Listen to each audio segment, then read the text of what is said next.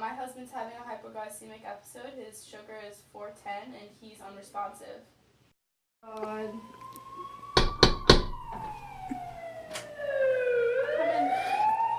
On the EMT, my partner's getting the stretcher. What seems to be the problem? His blood sugar is 410 and he's unresponsive. Has he always had diabetes? Yes. Come in. Good morning. Morning. All right, my name's Brianna. I'm one of the nurse practitioners here at the hospital. How are you today? I'm chilling. All right, Mr. Reardon, correct? Yep. Okay, nice to meet you. Ms. Reardon? Yes. Okay. Hi. So, I was able to see from the nurse's notes that you came in last night for a hyperglycemic episode. Correct the mundo. Okay. All right. So, do you recall exactly what had happened? I have no idea what happened. Nope. I snuck some a whole bag of gumdrops because she doesn't like when I have a sweet tooth. It's bad. It's bad. But Okay. so I ate my whole bag and then I went up to bed. Uh-huh. And that's all I remember. Well, you can't recall any other events that night. I woke up in the hospital. Okay. All right. And Ms. Reardon, you were there? Yes. Okay. He woke me up in the middle of the night. So you have a good wife. She takes care of you. Yeah, she's good. She's Okay. All right. So can you tell me your part of the story? What seems to have happened?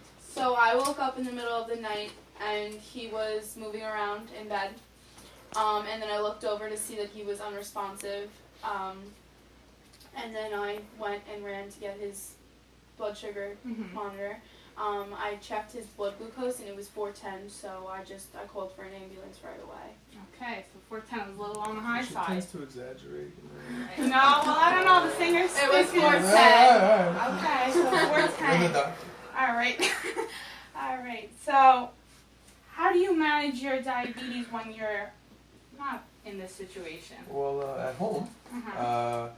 I normally check my blood glucose before every meal, so I know where I'm at, and I try to eat as healthy as possible. I know it's kind of hard for me, like I got a sweet tooth, like I said. Look at her, you know what I'm saying? You know what I'm saying? So It's pretty charming. Thank you.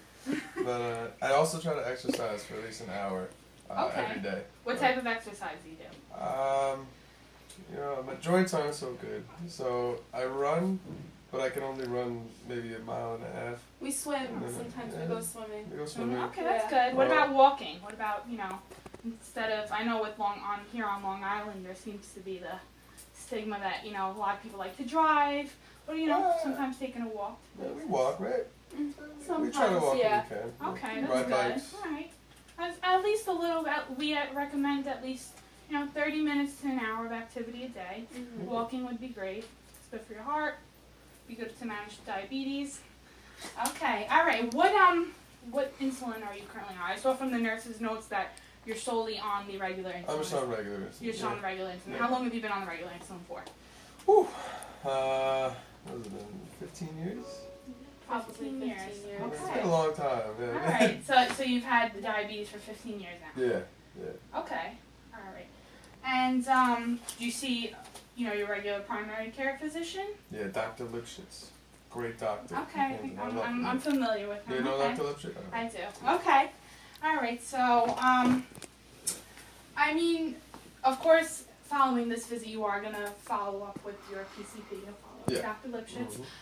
Just to make sure everything's good. I saw that they did do some labs on you last night when you first came in. Your hemoglobin was a little bit elevated. It was at a 7. And now your hemoglobin, that's regarding 3 months worth of management. So, you said that you take the insulin regularly after? Yeah. Okay. Before meals. Before meals, okay. You're checking your insulin, your sugar levels 3 times a... At least 3 times a day. At least 3 times a day. Okay, so now I don't know if you're familiar with the course. I'm sure they've repeated this to you tons of times. Basically, when you have type 2 diabetes, your pancreas isn't producing a sufficient amount of insulin. Therefore, in yesterday's situation, I'm assuming, what did you eat before the gumdrops? Probably, she made pasta that night. She had some Okay, pasta, some carbs, okay. some sauce. Yeah, pasta. All right, so in the event that you ate the gumdrops, you probably didn't have enough coverage on you. Okay. So the important thing to realize is that you always need to have the insulin covering yourself when you're going to eat something with so So much I sugar. should have taken. As Okay. gumdrops. Yeah, you should have Okay. checked your sugar prior to that because it may have not led you to go over to the 410. Yeah. Yeah, and 410 is very high, you know. Do you regularly see a podiatrist at all? No.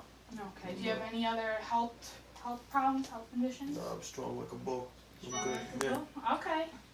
All right. So I'm gonna actually have one of my favorite nurses come in, and she's gonna do some diabetic teaching for you. Okay. All So right. for now, I'm gonna leave you on the insulin. I do want you to follow up with your primary care, Dr. Lipschitz, in about a week. Okay. You're gonna do some lab workup. I want to see where you're at. Okay. I just want you to continue managing the diabetes. Make sure you eat well. Make sure you're I'll having try. some exercise. Okay. You know, if you're gonna eat a sugary meal, something with tons of sugar, just make sure that you're covering yourself. Yeah, cover me.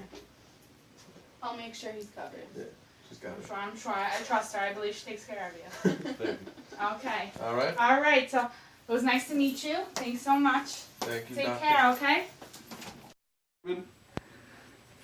Hello, my name is Morgan. I'm a nurse here, and I'm here to tell you about some diabetes. You have any questions for me before I start? Not yet, Not but yet? maybe Okay. down the road. We'll see. Okay. Well, I have to tell you, since you're on insulin, that there are some interactions you have to be aware of. Are you on any beta blockers, do you know? No. Okay. Well, in the chance that you are, you have to make sure that you watch it because beta blockers can mask hypoglycemia. So you could be in a hypoglycemia attack and you won't know. Okay. Also, alcohol, it's allowed in moderation. You're allowed to have a drink every now and then. Moderation. Moderation. Because I got a Jack and Coke pretty much every night. So, Jack and Coke a night is okay. All right. Too much will lower your glucose. Okay? I'll watch myself. Are you on any diuretics? No. No, not at all. Not at all. Okay. If you are by any chance, you have to watch because those can increase your glucose and then counteract the whole process of your insulin. Well, that doesn't mean I have diarrhea, right? That's No. Okay, that's a drug. Okay. I just want to be sure. I want to, Not at all. And you're on regular insulin as Brianna, the nurse practitioner, prescribed. So with regular insulin, you have to administer your coverage half hour before eating. So I do that. Yeah. Okay, just keep doing that then, that's fine. And the adverse effects of insulin. You can give yourself too much insulin and what will happen is your glucose will drop and you will have severe palpitations, your heart rate will go up, you'll start sweating. We don't really want that. No, I don't want to. So, just to be mindful, I want you to carry a 15-gram snack of carbohydrates with you at all times. I can do that. And maybe orange juice every now and then. It's fine. Make sure you store the insulin in the fridge when you're not using it. Should I tell your wife that or you? I mean, she controls the fridge, so you might want to. God forbid I mess with her fridge. So keep the insulin in the fridge. Okay. Any other questions?